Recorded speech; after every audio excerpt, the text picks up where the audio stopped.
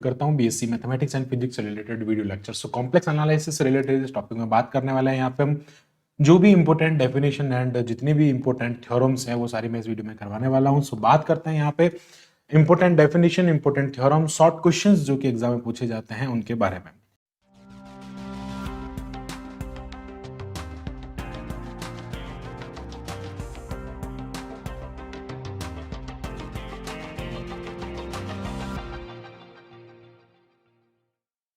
तो सबसे पहले हम बात करते हैं, हमारा चैप्टर है कॉम्प्लेक्स फंक्शन एंड उसकी सारी डेफिनेशन के बारे में यहाँ पर हम डिस्कस करने वाले हैं। तो बात करते हैं ये फंक्शन जो है, ये जो चैप्टर है, इस चैप्टर में क्या है और कौन कौन सी डेफिनेशन यहाँ पे, और जो इंपॉर्टेंट होगी वो डेफिनेशन में यहाँ पे आपको आगे बताता रहूंगा। सबसे पहले बात करते हैं यहाँ पे कॉम्प्लेक्स नंबर के बारे में कि complex integration sorry complex function हम पढ़ रहे हैं तो कॉम्प्लेक्स नंबर क्या होता है वो पता होना चाहिए। So complex number is the set of number of ordered pair, यानी कि ऑर्डर्ड पेयर का जो ये जो सेट होता है, इसका मतलब क्या होता है कि अगर आपके पास में मान लीजिए लाइक दो सेट्स होते हैं, लाइक अगर मैं कहूँ यहाँ पे रियल नंबर के दो सेट है 2,4, तो इसको इसको ऑर्डर्ड पेयर पे लिखा जाता है 2 प्लस आयोटा 4 ऐसे लिखा जाता है। So this is the like complex number 2 plus iota 4 जो होता है, जेड इसको जेड से डिनोट करता है और ये कॉम्प्लेक्स होता है और विच इज द सेट, ठीक है। आर जो यहाँ पे होता है वो ये सेट होता है, सी जो होता है वो आर क्रॉस आर के इक्वल होता है, ठीक है। अब आता है यहाँ पे इनवर्स पॉइंट। इनवर्स पॉइंट क्या होता है, देखो इनवर्स पॉइंट का मतलब होता है कि 2 point P and Q are said to be inverse point of each other, एक दूसरे के इनवर्स पॉइंट होंगे if there with respect of a circle. मान लो आपको यहाँ पे एक सर्कल गिवन है ये इस टाइप का, अब इस सर्कल में ये एक आप कह सकते हैं यहाँ पे इनवर्स पॉइंट होंगे। इनवर्स पॉइंट कब होंगे, when the centre is C, यहाँ पे जो सेंटर है वो इसका सी सेंटर है और द रेडियस इज आर, मान लो इसकी रेडियस जो है वो आर है, तो यहां से मान लो इसके अंदर कोई पॉइंट पी है और यहाँ पर कोई पॉइंट क्यू, अगर ये तीनों कोलीनियर होंगे तो कोलीनियर होने का मतलब क्या होता है कि यहाँ पे अगर आप इन तीनों पॉइंट के कोऑर्डिनेट का डिटरमिनेंट फाइंड करेंगे तो वो आपको जीरो मिलेगा, यानी कि इस टाइप से कोलीनियर की कंडीशन होती है हमारे पास में A B C D E F, तो ये जो डिटरमिनेंट है वो जीरो के इक्वल होना चाहिए, तो ये जीरो के इक्वल होगा, इसको हम क्या कहेंगे, ये कोलीनियर हो जाएगा। और दूसरा ये जो सी से पी तक की डिस्टेंस, यहाँ से सी और ये क्यू है, सी से पी तक की डिस्टेंस जो है वो क्यू के बराबर, यानी कि ये जो है ये जो सी से पी तक की डिस्टेंस और ये जो डिस्टेंस है वो आर स्क्वायर यानी कि रेडियस के स्क्वायर के बराबर होगी। अब इनवर्स पॉइंट फाइंड करने के लिए हम क्या करते हैं, जेड डैश इसको डिनोट करते हैं आर स्क्वायर में, आप कॉन्जुगेट ऑफ जेड का, यानी कि जेड अगर आपके पास में एक्स प्लस आयोटा वाई है तो कॉन्जुगेट जो होगा वो उसका z bar is equal to x minus iota y के इक्वल होगा, उसका आपको यहाँ पे डिवाइड करना है। ओके, आगे बढ़ते हैं। अब देखते हैं यहाँ पे नेक्स्ट डेफिनेशन हमारी आती है कॉम्प्लेक्स वेरिएबल की। तो कॉम्प्लेक्स वेरिएबल क्या होता है उसके बारे में बात करते हैं। ओके, तो कॉम्प्लेक्स वेरिएबल जो होता है, if if a symbol z can take any value, can take any variable of the set of complex number, set of complex number है उसमें जो complex variable होता है उसको हम z से डिनोट करते हैं और ये कोई ना कोई वैल्यू को रिप्रेजेंट करता है जो कि कॉम्प्लेक्स सेट का वैल्यू होता है, उस वैल्यू को रिप्रेजेंट करता है, उसको हम कॉम्प्लेक्स सेट कहते हैं। और इसी का उसी ये जो कॉम्प्लेक्स वेरिएबल होता है इसी का जो फंक्शन होता है, यानी कि function of a complex variable, that is if for each value of the complex variable, मान लो z जो आपको गिवन है इसकी ईच वैल्यू के लिए, for each value of the function इसकी कोई ना कोई वैल्यू एग्जिस्ट करनी चाहिए, यानी कि देयर एग्जिस्ट वन और मोर देन, एक या एक से ज्यादा वैल्यू इसकी एग्जिस्ट करनी चाहिए फॉर एवरी z, ठीक है। फॉर एवरी कॉम्प्लेक्स नंबर जो है उसके लिए वैल्यू एग्जिस्ट करती है। तो ये जो fz जो होता है w is equal to fz, इसको हम कॉम्प्लेक्स फंक्शन कहते हैं। अब अगर इसकी वैल्यू एक होगी तो हम इसको सिंगल वैल्यूड कहेंगे, जैसे अगर मैं बात करूं सिंगल वैल्यूड का example fz is equal to sine z हो गया, cos z हो गया, ठीक है, ई पावर जेड हो गया, इनमें जो वैल्यूज होगी वो एक के लिए एक होगी। मान लीजिए अगर ऐसा कह दूं मैं z to the power 1/2, z to the power 1/3, ठीक है, z टू द पावर 1/2, इसमें क्या होगा, जैसे z टू द पावर 1/2 में प्लस माइनस यानी कि दो वैल्यू आएगी, ठीक है, तो ऐसे चलता जाएगा। इसको हम कहते हैं मल्टीपल वैल्यूड फंक्शन, और जिसमें सिंगल वैल्यू आती है उसको हम कहते हैं सिंगल वैल्यूड फंक्शन। अब बात करते हैं यहाँ पे limit of complex function, this is very important definition. Limit का मतलब क्या होता है कि अगर आपको a number L is said to be limit of a single value, हम हमेशा बात किसके लिए होती है यहाँ पे, सिंगल वैल्यूड कॉम्प्लेक्स फंक्शन के लिए बात होती है। सो L जो होगा वो इसका लिमिट होगा if the deleted neighbourhood, if the like fz जो होगा उसके डिलीटेड नेबरहुड में कोई भी ऐसा पॉइंट z0 एग्जिस्ट करेगा जिसमें अगर आप z से लेके z0 तक जाओगे तो ये जो z0 होगा ना वो उसकी लिमिट होगा if there exist epsilon is greater than zero, epsilon a greater than 0, तो जो सर्कल बन रहा है ना z minus z naught, z naught उसकी रेडियस होगी, उस वो सर्कल जो हमेशा होगा डेल्टा से कम होना चाहिए, और डेल्टा जो है वो यहाँ पर क्या है, डेल्टा जो है वो क्या है, अब उससे लाइक एक कह सकता है पॉजिटिव वैल्यू है, और ये पूरा टर्म जो है वो 0 से बड़ा होगा। फिर ये जो एफ जेड, अगर मैं इसमें एफ को अप्लाई कर दूंगा तो ये हो जाएगा F Z minus F Z not, जो होगा वो क्या होगा, एप्सिलॉन से छोटा होगा। तो डेल्टा जो है वो एप्सिलॉन से छोटा है। तो कहने का मतलब ये है कि लिमिट जो होता है वो किसी सर्कल के डिलीटेड नेबरहुड में उसके अंदर अंदर रहता है, ठीक है। तो ये इसकी प्रॉपर डेफिनेशन हो गई यहाँ से यहाँ तक, कि जो आपके पास में डिलीटेड नेबरहुड होता है, deleted neighbourhood of a point z naught when z tends to z naught and epsilon is greater than 0 however small, इसमें एप्सिलॉन जो है वो पॉजिटिव है लेकिन स्मॉल है, there exist a number such that, उसको हम इस टाइप से लिखते हैं, यानी कि ये 0 से बड़ा होता है और डेल्टा से छोटा होता है, और जब इसमें फंक्शन को अप्लाई करते हैं तो एफ जेड की जो वैल्यू होती है वो इससे छोटी होती है, यानी कि एफ जेड नॉट जो होता है उसके लिमिट को रिप्रेजेंट करता है। आगे बढ़ते हैं, बात करते हैं कंटिन्यूटी के बारे में, continuity of complex function. Complex function continuous होता है, इसका मतलब क्या हो गया कि if F Z be defined in a single valued, F Z defined है, डिफाइंड होने का मतलब है कि उसकी लिमिट एग्जिस्ट करती है, अगर लिमिट ही एग्जिस्ट नहीं करेगी तो उसका कंटिन्यूअस फंक्शन फाइंड, वो कंटिन्यूअस फंक्शन या हो सकता है नहीं हो सकता, वो हम नहीं कह सकते, because limit does not exist करेगी तो उस टाइप ऑफ वो डिसकंटिन्यूअस होगा, मतलब उसके कंटिन्यूटी की बात नहीं की जाएगी। तो यहाँ पे एफ जेड भी डिफाइन होना चाहिए and single valued function of complex number, ठीक है, of the complex variable z। तो neighbourhood of point z not, इसका कोई नेबरहुड पॉइंट z नॉट जो है वहां पर फंक्शन कंटिन्यूस होगा if for every arbitrary number epsilon and epsilon is the greater than 0 there exist a corresponding value. यहाँ पर क्या होगा, जो आपके पास में फंक्शन है वो फंक्शन अगर z नॉट उसमें पुट करने पर वो कोई ना कोई वैल्यू गिवन, वो कोई ना कोई वैल्यू देगा इस सर्कल के अंदर, ये जो सर्कल मिल रहा है इसका सेंटर है, इसकी रेडियस है, तो इस रेडियस के अंदर क्या हो रहा है, यहाँ पे ये वैल्यू देगा, उसके करस्पॉन्डिंग कोई ना कोई उसकी वैल्यू आएगी, और फंक्शन डिफाइन होने पर तो उसको हम क्या कहते हैं, कंटिन्यूअस फंक्शन कहते हैं। ओके, आगे बढ़ते हैं, अब बात करते हैं वेयर, यहाँ पे जो ये जो डेल्टा होता है ना, ये डेल्टा जनरली एप्सिलॉन पर डिपेंड करता है, और एप्सिलॉन जो होता है 0 से बड़ा होता है, डेल्टा जो होता है वो लाइक वेरी स्मॉल होता है, ये चीज आप ध्यान रखें।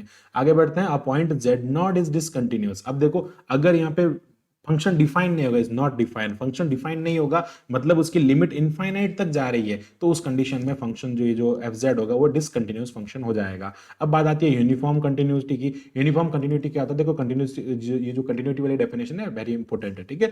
यूनिफॉर्म कंटिन्यूस की बात करता है तो यूनिफॉर्म कंटिन्यूस में क्या होता है, उसमें कोई लाइक इसमें एक पॉइंट पे कंटिन्यूस होता है जेड, और इसमें क्या होगा z1 और z2 एक रेंज के अंदर कंटिन्यूस होगा, ये यूनिफॉर्म कंटिन्यूटी है, ठीक है। If F Z is a uniform continuous, F Z uniform continuous है, इसका मतलब in a region there exist epsilon is greater than 0, तो एप्सिलॉन जो है वो ग्रेटर देन 0 होगा, और यहाँ पर क्या होगा z1 माइनस z2 एक पर्टिकुलर रीजन के अंदर होगा, वहां पर एक पर्टिकुलर पॉइंट पर बात हो रही थी, यहाँ पे एक पर्टिकुलर इंटरवल में बात होगी, तो ये जो फंक्शन की जो वैल्यू है वो 0 से छोटी होगी, यानी कि एप्सिलॉन से छोटी होगी, और एप्सिलॉन जो है वो 0 से बड़ा, यानी कि एक आपको पॉजिटिव नंबर मिलेगा। और यहाँ पर क्या होता है कि F Z is continuous function and is closed, अगर एफ जेड कंटिन्यूस है और क्लोज्ड है तो वो यूनिफॉर्म कंटिन्यूस भी हो जाएगा, यूनिफॉर्म कंटिन्यूस, एफ जेड जो है वो कंटिन्यूस भी हो गया और क्लोज्ड फंक्शन है, ठीक है, बाउंडेड है, बाउंडेड एंड क्लोज्ड है, तो उस कंडीशन में वो क्या हो जाएगा, एक यूनिफॉर्म कंटिन्यूस फंक्शन हो जाएगा। यूनिफॉर्म जो होता है इंटरवल के अंदर होता है, और कंटिन्यूटी जो होती है किसी पर्टिकुलर एक पॉइंट पर होती है, ठीक है। आगे बढ़ते हैं, बात करते हैं डेरिवेटिव ऑफ फंक्शन, यानी कि फंक्शन का डिफरेंशिएबल होना।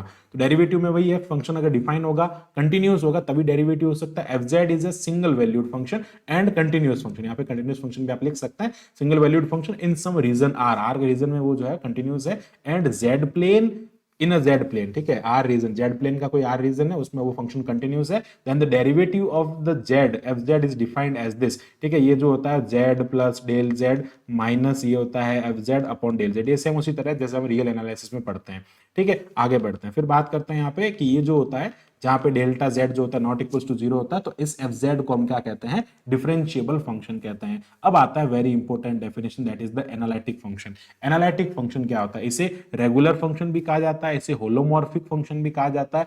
F Z is said to be analytic function if the region R, अगर वो मान लीजिए आपको एक जेड प्लेन का कोई भी रीजन दे दिया, अब इस रीजन के हर एक पॉइंट पे ये जो एफ जेड है वो डिफरेंशिएबल हो जाए, ठीक है, at all the point of the region of the complex plane, f Z is differentiable at all point of R, f z जो है वो डिफरेंशिएबल हो जाए, यानी कि ये एफ डैश जेड एग्जिस्ट करे उसके लिए for each value of the for each point of the region R, उसको हम क्या कहेंगे, एनालिटिक फंक्शन कहेंगे। अब आता है सिंगुलर पॉइंट्स, ये भी इंपॉर्टेंट है। सिंगुलर पॉइंट्स का मतलब होता है z naught point is said to be singular point जहां पे फंक्शन एनालिटिक नहीं होता है, यानी कि जहां पे फंक्शन डिफरेंशिएबल नहीं होता है ना, एफ जेड नॉट जो होता है वो जीरो के इक्वल या डज नॉट एग्जिस्ट आता है। जैसे मैं आपको बताऊं Z upon Z minus one, मान लीजिए आपके पास में एफ जेड को ये फंक्शन है, अब अगर मैं यहाँ पे z is equal to one put कर दूंगा ना, तो ये जेड अपॉन इनफाइनाइट यानी कि वन अपॉन इनफाइनाइट यानी कि सॉरी वन अपॉन जीरो वाली टर्म बन जाएगी। ठीक है, ये क्या हो जाएगा, यहाँ पे वन अपॉन जीरो वाली टर्म बन गई, इनफाइनाइट हो जाएगा। तो ये क्या हो जाएगा, z1 इसका एक सिंगुलर पॉइंट हो जाएगा। ठीक,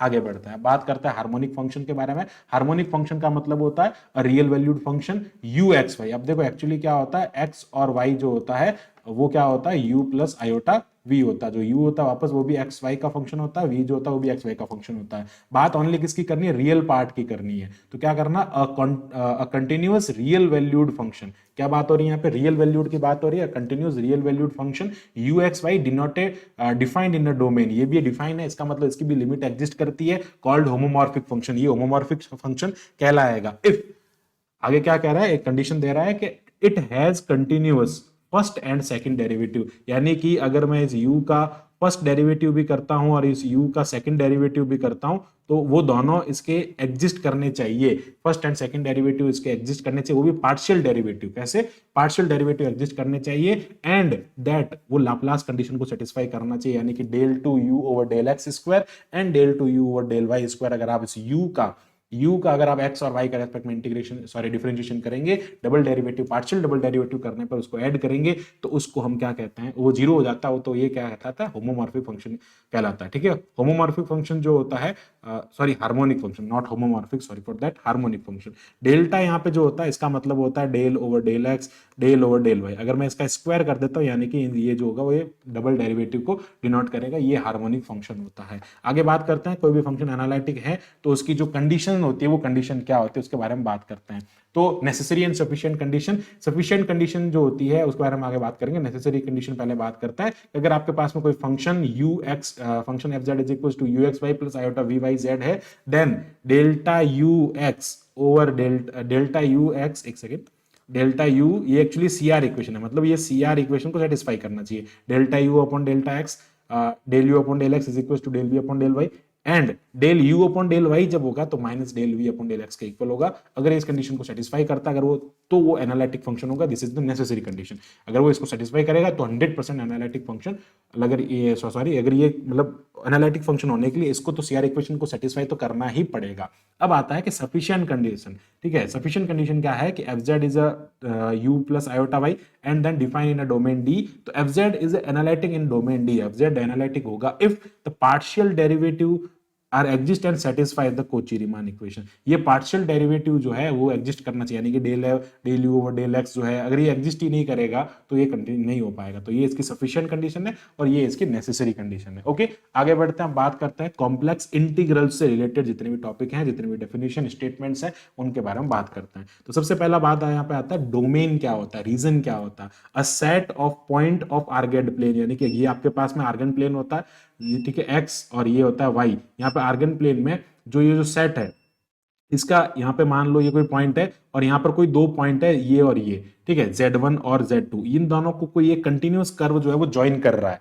ठीक है, इन दोनों को कोई कंटिन्यूअस कर्व ज्वाइन कर रहा है, तो ये जो रीजन होगा ना, कनेक्टेड हो गए, ये दोनों पॉइंट एक दूसरे से कनेक्टेड हुए, और ये जो रीजन होगा ना, ये रीजन जो होगा इसको हम कहेंगे डोमेन, यानी कि set of point of Argand plane. ये जितने भी पॉइंट्स हैं वो आर्गन प्लेन के पॉइंट होंगे। To be continuous, set to be continuous set if any two of its point, अगर दो इसके कोई दो पॉइंट को ज्वाइन करना है, if any two of its point joined by a continuous curve, दो कंटिन्यूअस कर्व से, दो पॉइंट कंटिन्यूअस कर्व से ज्वाइन हो रहा है, so all those point belong to the set as. तो ये जो ज्वाइन करने वाले जो पॉइंट है ना, ये एस से बिलोंग करेंगे, जिसे हम डोमेन कहेंगे। ओके, आगे बात करते हैं। अब बात करते हैं हम यहाँ पे कंटूर के बारे में। ठीक है, अब बात करते हैं हम यहाँ पे कंटूर के बारे में। तो कंटूर क्या होता है, देखो कंटूर जो होता है इसका मीनिंग होता है, जो कंटूर है इसका मीनिंग होता है कि अगर मैं आप यहाँ पे इस टाइप से समझाने की कोशिश करूं, मान लीजिए ये कोई आर्क है।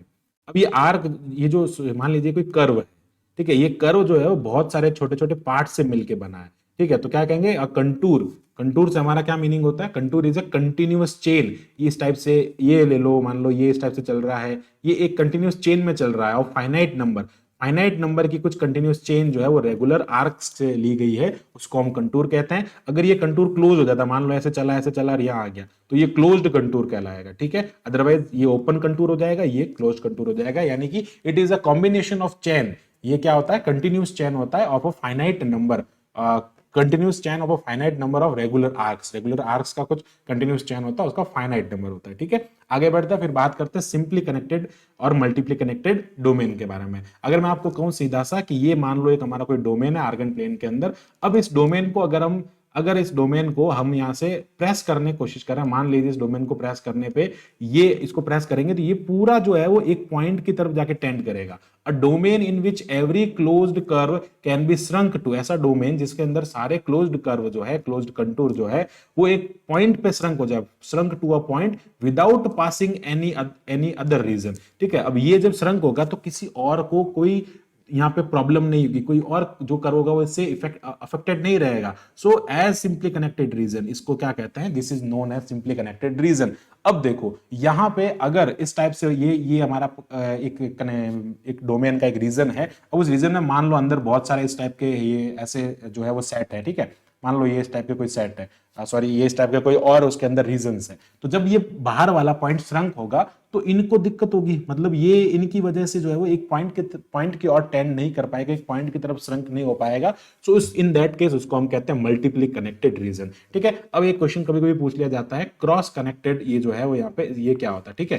क्रॉस कट क्या होता है इसके बारे में बात करना। तो क्रॉस कट का क्या मतलब होता है कि आपने क्या किया, सिंपली ये जो मल्टीपली कनेक्टेड डोमेन है इसको आपने सिंपली कनेक्टेड डोमेन में कन्वर्ट कर दिया। सो ये कन्वर्ट करने की एक टेक्निक होती है कि यहाँ से क्या करेंगे आप, इसको यहाँ से दो पैरेलल लाइन से कट कर देंगे, इसको भी यहाँ दो पैरेलल लाइन से कट करके ज्वाइन करेंगे और यहाँ पे अब ये पूरा कंटूर जो होगा ना ऐसे चलेगा, ऐसे चलेगा, ऐसे चलते चलते फिर अंदर जाएगा एंड देन ऐसे चल के फिर बाहर आ जाएगा, फिर अंदर जाएगा। मतलब कहने का मतलब है कि ये पूरे एक मल्टीपली कनेक्टेड डोमेन को सिंगल सिंपली कनेक्टेड डोमेन में कन्वर्ट कर देता है। So the straight line which does not intersect any curve, किसी इंटरसेक्ट कर्व को इंटरसेक्ट नहीं करती, और multiply connected region and convert into simply connected region, ये मल्टीपली कनेक्टेड रीजन को सिंपली कनेक्टेड रीजन में कन्वर्ट कर देता है domain. By this line we can convert multiply connected region into simply connected reason. So this is the cross cut, और ये method होता है कि आप मल्टीपली कनेक्टेड रीजन को सिंपली कनेक्टेड रीजन में कन्वर्ट कर सकते हैं। आगे बढ़ते हैं, बात आती है complex line integral. Complex line integral का मतलब क्या होता है, f z is a continuous at every point. F z को एक फंक्शन है जो कि एवरी पॉइंट, जो कि सारे पॉइंट्स पर कंटिन्यू है और वो कंटिन्यूअस फंक्शन है, और उसका क्या हो रहा है, हम यहाँ पे ए से मान लीजिए ये इस टाइप से आपके पास में एक बहुत सारे मान लीजिए इस टाइप से कंटूर है, ये इसका इनिशियल पॉइंट है जिसको हम ए कह रहे हैं, ये इसका फाइनल पॉइंट है जो कि Zn यानी कि बी कह रहे हैं। तो यहाँ पे जो इंटीग्रेशन होगा ए टू बी एफ जेड उसको हम कॉम्प्लेक्स लाइन इंटीग्रल कहते हैं, और इसको इस फॉर्मेट में डिनोट किया जाता है, ये होता है एफ जाई आर। जाई आर का मतलब होता है हमने यहाँ पर कोई ऐसा पॉइंट ले लिया जिसको हम कह रहे हैं जाई आर, जिससे पहले वाला जो पॉइंट है उसको हम जेड आर कह रहे हैं, और उसके बाद वाले पहले वाले पॉइंट को हम जेड आर माइनस वन कह रहे हैं और बाद वाले पॉइंट को जेड आर कह रहे हैं। तो इन दोनों के बीच में ये एक ऐसा फंक्शन होगा जो इसको कंडीशन को सेटिस्फाई करेगा। तो ऐसे ऐसे है ना बहुत सारे पॉइंट्स होंगे, बहुत सारे लाइक आप कह सकते हैं पार्टीशन होंगे एक कंटूर के, एक कर्व के। तो वो जो पार्टीशन होंगे ना, वो पार्टीशन जो होंगे उसको हम क्या कहेंगे, उनके समीशन को, उस पार्टीशन के समीशन को हम क्या कहेंगे, कंटूर इंटीग्रल कहेंगे, ठीक है। सॉरी कॉम्प्लेक्स इंटीग्रल कहेंगे कंटूर के अंदर, ठीक है। और ये जो होता है इसका रिप्रेजेंटेशन होता है। So this is known as the complex integration of the variable, complex variable z. आगे बढ़ते हैं, अब आता है हमारे पास में कोची इंटीग्रल थ्योरम। इसका स्टेटमेंट जो होता है बहुत इंपॉर्टेंट है और ये थ्योरम भी बहुत इंपॉर्टेंट है। इनके वीडियोस जो है आप हमारे प्लेलिस्ट में जाके देख सकते हैं, सारा पूरा कॉम्प्लेक्स का जितना भी बीएससी के अंदर कंटेंट है वो हमने वहां पे दे रखा है। स्टेटमेंट की बात करते हैं, ये जो कोची इंटीग्रल थ्योरम ये कहता है कि अगर एफजेड को एक एनालिटिक फंक्शन है, if f z is analytic function with a continuous derivative, उसका क्या होना चाहिए, कंटिन्यूस डेरिवेटिव, यानी कि इसकी सफिशिएंट कंडीशन को भी फॉलो करना चाहिए in a simply connected domain, not a multiply connected. हमेशा सिंपली कनेक्टेड डोमेन की बात होती है। तो उस कंडीशन में जो ये एनालिटिक फंक्शन का अगर आप इंटीग्रेशन करने जाओगे सिंपली कनेक्टेड डोमेन जी, उसके अंदर जो है वो क्लोज्ड कंटूर है, तो वो हमेशा क्या होगा, उसका इंटीग्रेशन जीरो होगा। मान लीजिए ये जो है वो क्या है, एक सिंपली कनेक्टेड डोमेन है, इसके अंदर हमने एक कंटूर बनाया है, तो अब इस कंटूर में अगर आप इंटीग्रेशन करोगे, मान लीजिए C1 बन रहा है, C2 बन रहा है, या फिर इसके अंदर बहुत सारे इस टाइप के कंटूर्स बन रहे हैं, तो लाइक बहुत सारे बनेंगे उस टाइम तो हम कोची एक्सटेंशन थ्योरम यूज करेंगे। अभी हम एक कंटूर की बात कर रहे हैं, तो एक कंटूर जब इस टाइप से बन रहा है, तो एक कंटूर बनने पर तो जो उसका इंटीग्रेशन होता है ना, वो इंटीग्रेशन जो होता है वो हमेशा जीरो के इक्वल होता है, उसको हम कहते हैं कोची इंटीग्रल थ्योरम। अब क्या हुआ, कोची इंटीग्रल में थोड़ा सा फंडामेंटल थ्योरम में उस पर चेंज किया गया। क्या किया गया कि ये कंटिन्यूस डेरिवेटिव है ना, इसको हटा दिया गया। अब वो कहते हैं कि नहीं, कंटिन्यूस डेरिवेटिव नहीं भी होगा ना तो भी वो उसका एनालिटिक फंक्शन है, तो सिंपली कनेक्टेड डोमेन के अंदर उसका वैल्यू जो होगा वो 0 के इक्वल होगा। ठीक है, आगे बढ़ते हैं, बात करते हैं नेक्स्ट हमारे पास में आता है एक्सटेंशन ऑफ कोची थ्योरम। ठीक है, ये हो गया Kochi fundamental theorem and Kochi theorem. अब बताए एक्सटेंशन ऑफ कोची, ये होता है मल्टीपली कनेक्टेड डोमेन के लिए। मान लीजिए इस टाइप से आपके पास में डोमेन है, अब इसके अंदर बहुत सारे मल्टीपल इस टाइप के डोमेन है। ठीक है, बहुत सारे इस टाइप के डोमेन है, तो अब क्या करेंगे, इनका पर्टिकुलर एक इंटीग्रेशन होगा जिसको मैं C1 कह रहा हूं, इसका पर्टिकुलर एक इंटीग्रेशन होगा जिसको मैं C2 कह रहा हूं। ठीक है, तो इन सब के आपस में जितने भी इंटीग्रेशन होंगे उन सबका इंटीग्रेशन जो होगा ना वो इसके इक्वल होगा, वो इन सबके समीशन के इक्वल होगा। तो ये होता है कोची एक्सटेंशन थ्योरम। क्या करना होता है, मल्टीपली कनेक्टेड रीजन के लिए होता है, जिसके अंदर बहुत सारे रीजंस होते हैं। तो हम क्या करते हैं, सबका अलग अलग फाइंड करके उसको हम यहाँ पे समेशन करते हैं, तो वो पूरे उसे कॉम्प्लेक्स इंटीग्रल के बराबर होता है। आगे बढ़ते हैं, बात करते हैं कोची इंटीग्रल फार्मूला के बारे में। कोची इंटीग्रल फार्मूला जो होता है इट इज वेरी इंपॉर्टेंट और क्वेश्चन सॉल्व करने के लिए बहुत इंपॉर्टेंट है। अगर fz is analytic function and closed in a contour, closed in ये क्लोज्ड कंटूर में बाउंडेड है, तो z0 कोई एक ऐसा पॉइंट है जहां पे z0 कोई एक c का पॉइंट है, वहां पे आपको इसका वैल्यू जो है वो ये मिलेगा। ठीक है, तो अब जनरल टर्म ये होता है एक्चुअली, इसका मतलब क्या होता है कि अगर आपके पास में लाइक यहाँ पर मान लीजिए टर्म जो है वो मान लीजिए 4 है, तो n+1 का वैल्यू 4 हो जाएगा, तो n का वैल्यू यहाँ से 3 मिलेगा। तो ये क्या हो जाएगा, आपको यहाँ पे 3 बार डेरिवेटिव करना है z0 के रेस्पेक्ट में, यहाँ पे 3 फैक्टोरियल रखना है, फिर ये हो जाएगा 2 पाई आयोटा, इंटीग्रेशन करना है आपको fz, ये हो जाएगा z माइनस z0 पावर 4। ठीक है, तो dz ये इसका जो वैल्यू होता है, अब आप इसको अगर इधर ले आएंगे तो 2 pi iota upon 3 factorial f triple dash z, यानी कि आप इस फंक्शन का अगर 3 बार डेरिवेटिव कर देंगे तो वो इस कंटूर इंटीग्रेशन का सॉल्यूशन हो जाएगा। सो this is the very important formula. ठीक है, आगे बढ़ते हैं, बात करते हैं, नेक्स्ट आता है हमारे एप्लीकेशन ऑफ कोची इंटीग्रेशन। तो कोची इंटीग्रेशन जो हो रहा है उसके एप्लीकेशन कोची थ्योरम कह दो, सबके एप्लीकेशन है, यानी कि कॉम्प्लेक्स इंटीग्रल के यहाँ पे एप्लीकेशंस हैं। तो अब बात आती है सबसे पहले इसमें टेलर सीरीज एक्सपेंशन। तो टेलर सीरीज एक्सपेंशन में क्या होता है, स्टेटमेंट है कि if f is analytic function, सारी बातें एनालिटिक फंक्शन के लिए हो रही है। मतलब एनालिटिक फंक्शन का मतलब होता है जो कि किसी डोमेन के गिवन रीजन पर हर एक पॉइंट पर वो क्या होता है, कंटिन्यूअस होता है, सॉरी डिफरेंशिएबल होता है। ठीक है, सो f is a function analytic at a point with a circle, एक सर्कल सी में वो है, वो यहाँ पे जो है वो एनालिटिक है एट द सेंटर, सर्कल का सेंटर जो है वो z0 है, रेडियस r है, मान लो z माइनस z0, इस टाइप का आपको एक सर्कल गिवन है। देन द जो फंक्शन है उस फंक्शन को हम एक कॉम्प्लेक्स उस फंक्शन को हम सीरीज में एक्सपांड कर सकते हैं, और वो सीरीज क्या है, an z minus z0 power n।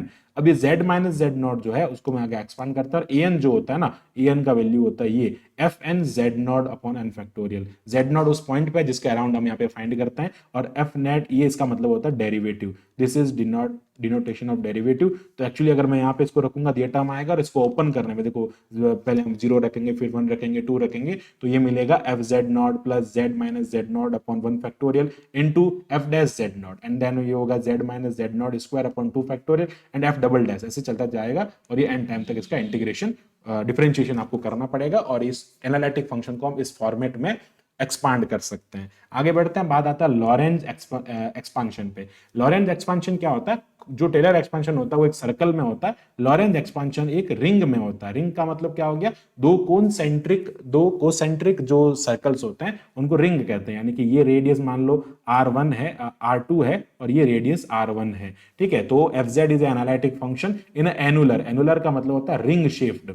ठीक है, रिंग शेप जो होता है उसे एनुलर कहता है जी। ठीक है, इन एनुलर जी बिटवीन, ये एनुलर जो है जी बिटवीन टू कॉन्सेंट्रिक सर्कल, ये बार वाला C1 है, ये C2 है, विद द सेंटर z0, ये जो सेंटर है वो इसका z0 सेंटर है, वेयर r1 एंड r2 इसकी रेडियई है। ठीक है, तो r1 एंड r2 बड़ा है, r1 बड़ा है r2 से respectively, then at any point of annular we can expand the function in the Laurent function. यहाँ पे क्या होता है fz, यहाँ पे देखो ये n, ये जो है वो n इज इक्वल टू 0 से लेके इन्फिनिटी तक चलता है, और ये an z minus z0 power n होता है। अब यहाँ पर n ये देखो ये यहाँ पे चेंज है, n इज इक्वल टू 1 से लेके इन्फिनिटी तक चलता है, bn z माइनस z0 होता है, ये इन्फिनिटी सॉरी माइनस n होता है यहाँ पे, और ये जो पार्ट होता है इसको हम कहते हैं इसका प्रिंसिपल पार्ट। ठीक है, और ये इसका प्रिंसिपल पार्ट होता है। इस पे बेस्ड आगे हम सिंगुलरिटीज के बारे में डिस्कस करेंगे। ओके, तो ये था पूरा लॉरेंट एक्सपांशन के बारे में। जब आप इसको एक्सपांड करेंगे तो ये आएगा, और यहाँ पे an जो होता है वो एक कॉम्प्लेक्स इंटीग्रल होता है। ठीक है,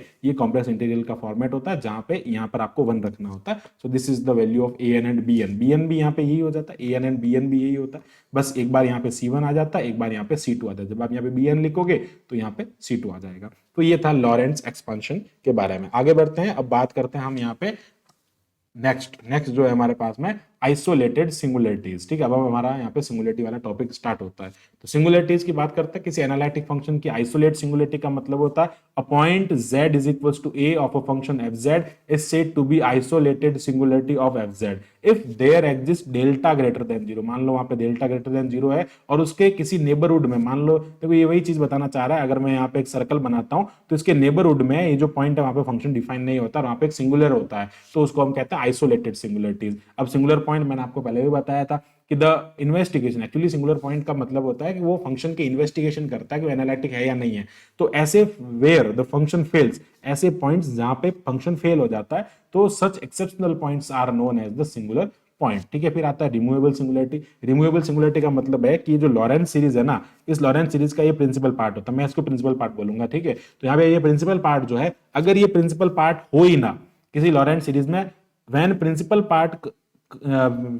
पार्ट कंसिस्ट नो टर्म, यानी कि प्रिंसिपल पार्ट के अंदर कोई टर्म ना हो, यानी कि या तो ये जीरो हो जाए या फिर ये जीरो हो जाए, तो उस केस में जो उसका लाइक जो जो कोफिशिएंट होगा, कोफिशिएंट ऑफ नेगेटिव पावर जो होता है, यानी कि उस कंडीशन में यहाँ पे वही है कि इसका प्रिंसिपल पार्ट जो होता है अगर वो यहाँ पे जीरो हो जाए तो उसको हम कहेंगे, वो जो ऐसे पॉइंट को हम कहेंगे सिंगुलर रिमूवेबल सिंगुलरिटी, और ये इसका एग्जांपल होता है। इसमें z इज इक्वल टू 0 जो होता है वो इसका एक रिमूवेबल सिंगुलरिटी होता है। अब ये कैसे होता है ये हमने हमारे वीडियोज में बता रखा है सिंगुलरिटी वाले टॉपिक में, आप वहां जाके देख सकते हैं। फिर बात करते हैं पोल के बारे में। पोल का मतलब क्या होता है कि अगर ये लॉरेंट सीरीज के अंदर इसके आपको फाइनाइट टर्म मिले, फाइनाइट टर्म मिलने का मतलब 2 3 4 1 ऐसा कोई फाइनाइट टर्म आपको मिल जाए, यानी कि नेगेटिव पावर के फाइनाइट टर्म आपको मिलेंगे, तो उसको हम पोल कहेंगे। When a series of negative powers, अगर ये सीरीज नेगेटिव पावर है, contain a finite number terms, उसको हम क्या कहेंगे, यहाँ पे पोल कहेंगे। और ये जो पोल होता है वो उसका ऑर्डर दिया जाता है। अगर यहाँ पे n की वैल्यू 1 है 2 है 3 है तो उसके ऊपर n जो होता है 1 होता है, m जो होता है 2 होता है, ये ऑर्डर्स होते हैं। अगर 1 होता है तो इसको हम सिंपल कहते हैं और सिंपल पोल कहते हैं, और अगर ये 2 होता है तो इसको हम डबल पोल कहते हैं। This is very important. Okay, अब आता है एसेंशियल, ये इसका एग्जांपल हो जाएगा। अब इसका भी सॉल्यूशन हमने हमारे क्वेश्चन में वीडियो में करवा रखा है। अब बात करता है एसेंशियल सिंगुलरिटी के बारे में। एसेंशियल सिंगुलरिटी क्या हो जाएगा, when principal part of Laurent, यानी कि ये वाला जो पार्ट है ये जो है वो कंटेन करे इनफाइनाइट नंबर ऑफ टर्म्स, ऐसी बहुत सारी टर्म्स आ जाए तो उसको हम क्या कहेंगे, सिंगुलर का, उसको हम एसेंशियल सिंगुलरिटी कहेंगे। और ये इसका हो जाएगा यहाँ पे एग्जांपल। ठीक है, आगे बढ़ते हैं। अब देखते हैं हम यहाँ पे जीरो क्या होता है। जीरोज ऑफ फंक्शन का क्या मतलब होता है, देखो फंक्शन के जीरोज का मतलब होता है a value of Z eight which the function makes zero, यानी कि आपको क्या करना है, एफ जेड को जीरो के इक्वल रखना है, और ऐसी वैल्यू जो उस फंक्शन को जीरो बना दे उसको हम कहते हैं zeros of an analytic function. अब बात करते हैं यहाँ पे रेसिड्यू के बारे में।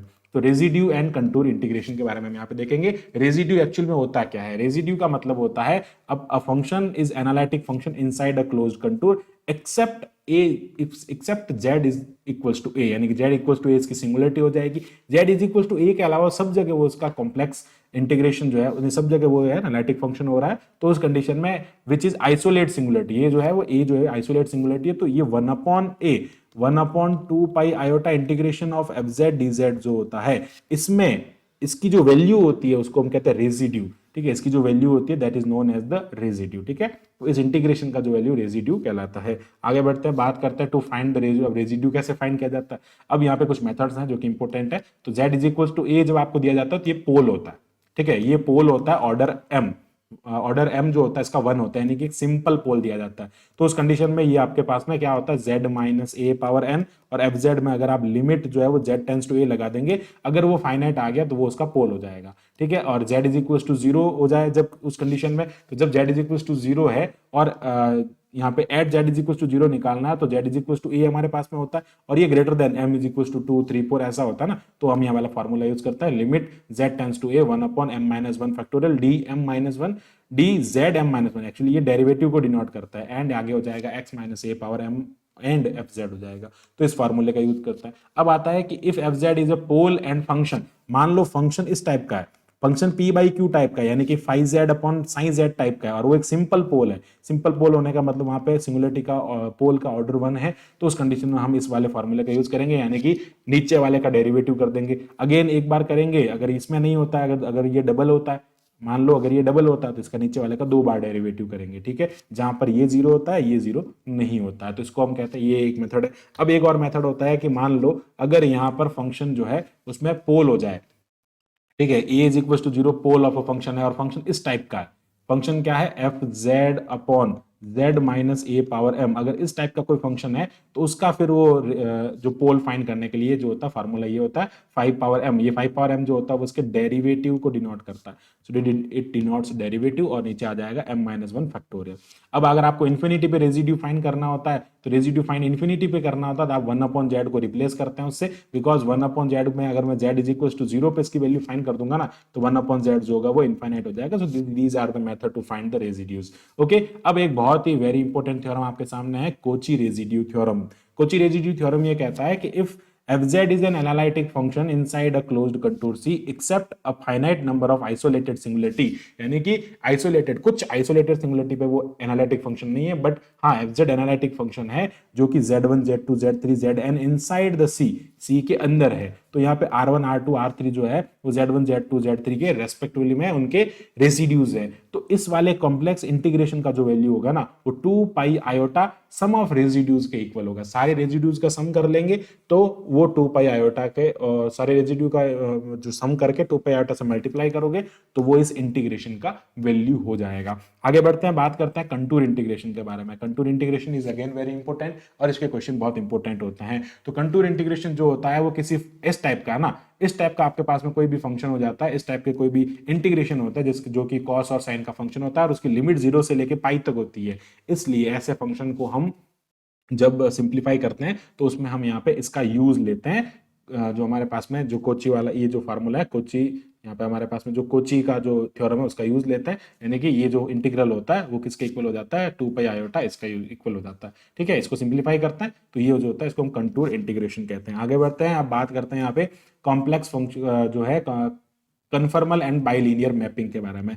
कन्फर्मल मैपिंग, बाइलिनियर मैपिंग बहुत अच्छा टॉपिक है। अब इसमें हम बात करें सबसे पहले ट्रांसफॉर्मेशन के बारे में। ट्रांसफॉर्मेशन या मैपिंग एक्चुअल में होता क्या है? मैपिंग का मतलब, ट्रांसफॉर्मेशन का मतलब होता है आपने जेड प्लेन से डब्ल्यू प्लेन में इसको कन्वर्ट कर दिया। Single valued function F z u plus iota of a complex variable z whose z is x plus iota when and we get some corresponding between u and v if W plane, in W plane हम इसकी corresponding कुछ values को W plane में कहता है, इसको हम transposition कहते हैं। एक्चुअली W प्लेन को Z प्लेन को W प्लेन में कन्वर्ट करना ट्रांसपोजिशन कहलाता है। ठीक है, अब आता है कन्फर्मल मैपिंग। कन्फर्मल मैपिंग का मतलब क्या है तो मैं आपको यहाँ बताना चाहूंगा। मान लो देखो ये एक हमारे पास में कर्व है, ठीक है, देखो ये कर्व है, अब इस कर्व में ये एंगल है और यहाँ पर ये एंगल अल्फा है। एंगल सेम रहेगा, एंगल सेम रहेगा, उनकी डायरेक्शन भी सेम रहेगी, बट यहाँ पर होगा क्या, ये पॉइंट जो होगा वो इस पॉइंट पर जाके मैप करेगा। So this is known as the conformal mapping. क्या मतलब हुआ इसका कन्फर्मल मैपिंग का? आप यहाँ पे देख सकते हैं कि ये जो है वो यहाँ पे क्या है कि लेट अंडर द ट्रांसफॉर्मेशन, इस ट्रांसफॉर्मेशन के अंदर कोई point p not p x not y not जो है वो जेड प्लेन के अंदर है, वो जाके मैप होता है p dash u not v not के अंदर, जो कि डब्ल्यू जो होता है वो यू प्लस आयोटा वी होता है, और ये जो होता है वो एक u और v का यानी कि x और y जो होता है वो इससे रिप्लेस हो जाता है। ये इमेजिनरी होता है और ये इसका रियल पार्ट होता है। तो यहाँ पे C1 C2 इंटरसेक्ट जो कर रहे हैं वो T1 T2 में कन्वर्ट हो रहे हैं, तो ये मैपिंग जो होती है इस मैपिंग को हम कहते हैं कन्फर्मल मैपिंग। सो ये इसकी प्रॉपर डेफिनेशन होगी कि if the transformation in such that the angle between, angle तो दोनों का इक्वल रहता है, एंगल दोनों का इक्वल रहता है इसके बीच में, but magnitude and direction and transformation, magnitude direction जो होती है वो इसमें उसकी जो एंगल की जो मैग्नीट्यूड एंड डायरेक्शन जो होती है सारी सेम रहती है, तो ऐसे हम ट्रांसफॉर्मेशन को क्या कहते हैं, कन्फर्मल मैपिंग कहते हैं। अब आता है एक isogonal mapping. So it is the transformation preserve the magnitude of angle but not necessarily direction. इसमें क्या होता है कि भाई एंगल का मैग्नीट्यूड यानी कि एंगल की जो वैल्यू है वो तो सेम रहेगी, एंगल की वैल्यू जो है वो सेम रहेगी, बट उसकी डायरेक्शन प्लस है या माइनस है वो जरूरी नहीं है, सेम हो भी सकते हैं नहीं भी हो सकते। उस टाइप के मैपिंग को हम यहाँ पे आइसोगोनल मैपिंग कहते हैं। आगे बढ़ते हैं, बात करते हैं necessary condition and sufficient condition के बारे में। तो नेसेसरी कंडीशन क्या होती है इसकी, कि स्टेटमेंट है इसका कि if fz is represent the conformal mapping in z plane and w plane, तो वो एनालिटिक होना चाहिए। ये नेसेसरी कंडीशन है। और सफिशिएंट कंडीशन क्या है कि fz is analytic function of a complex variable z and in the domain d, तो वो जो होगा उसके अंदर एक कन्फर्मेबल मैपिंग देगा। अगर एनालिटिक फंक्शन है तो कन्फर्मेबल मैपिंग उसमें देगा। ठीक है, आगे बढ़ते हैं। ये जो है आगे नेक्स्ट आता है हमारे पास में टाइप्स। ठीक है, ट्रांसलेशन ट्रांसफॉर्मेशन। अब आता है ट्रांसफॉर्मेशन के कुछ टाइप्स।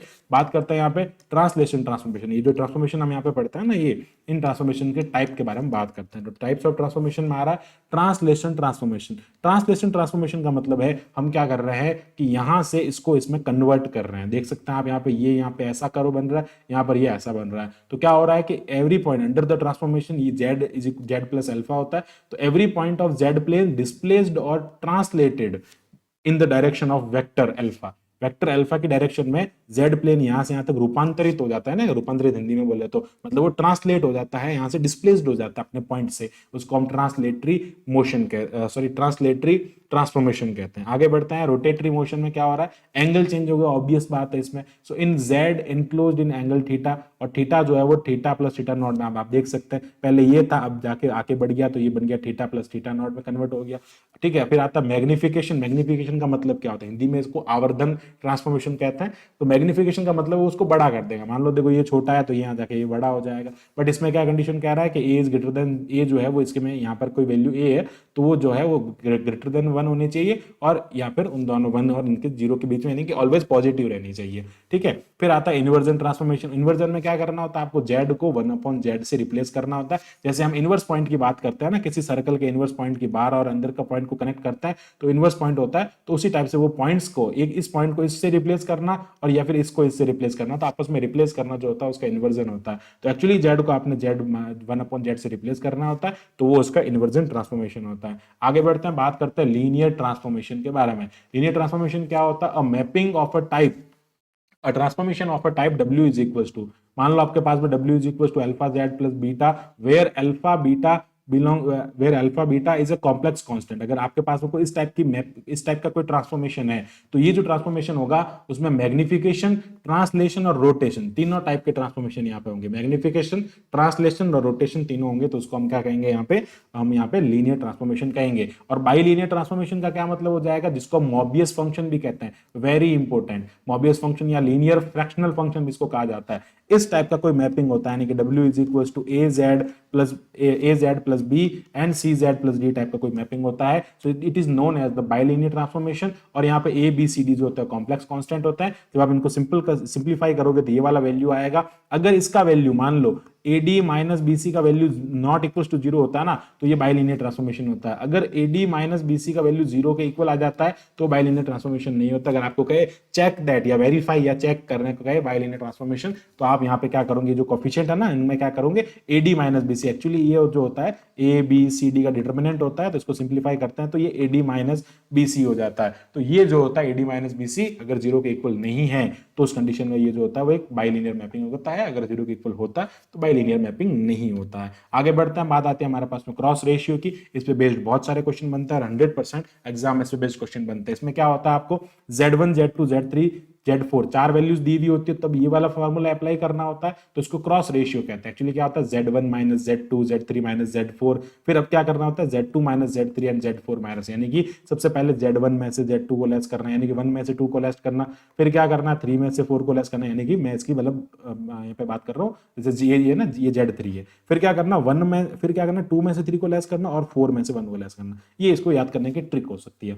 ठीक है, अब अगर इस टाइप के जो वेरिएबल्स जो है, लाइक ये जो वैल्यूज जो है वो आपको अगर 3 ही गिवन है, Z1 Z2 Z3, तो उस कंडीशन में आप क्या करेंगे, यहाँ पे Z माइनस Z1 करेंगे। ठीक है, Z माइनस Z1 और नीचे Z माइनस Z1 यहाँ पर लिखा और उसको लिखेंगे वापस यहाँ पे, बट यहाँ पे Z की जगह Z2 लिखना पड़ेगा। तो Z minus Z1 and Z2 minus Z3, फिर यहाँ पे Z minus Z3 Z2 minus Z1, और इसको फिर आप W में कन्वर्ट करो। एक्चुअली फिर यहाँ से क्या करना होता है, W की वैल्यू निकालना होता है, और वो W जो होता है उससे हम क्या कहते हैं कि Z जो है वो हमारा W में कन्वर्ट हो चुका है। तो दिस इज द, आप इसको ऐसे भी कर सकते हैं, इसको ऐसे भी कर सकते हैं, एक ही बात होती है। ठीक है, तो ये था पूरा क्रॉस कट और क्रॉस रेशियो के बारे में। तो आई होप आपको पूरा जो टॉपिक है वो अच्छे से क्लियर हुआ होगा, और अगर आपको इससे थोड़ी भी हेल्प मिलती है तो प्लीज इस वीडियो को जरूर लाइक करें, वीडियो को शेयर करें, और इसी टाइप के फॉर मोर वीडियोस के लिए हमारे चैनल को सब्सक्राइब करें। So thank you all of you, thanks for watching my video lecture and keep watching MS Maths। Bye bye.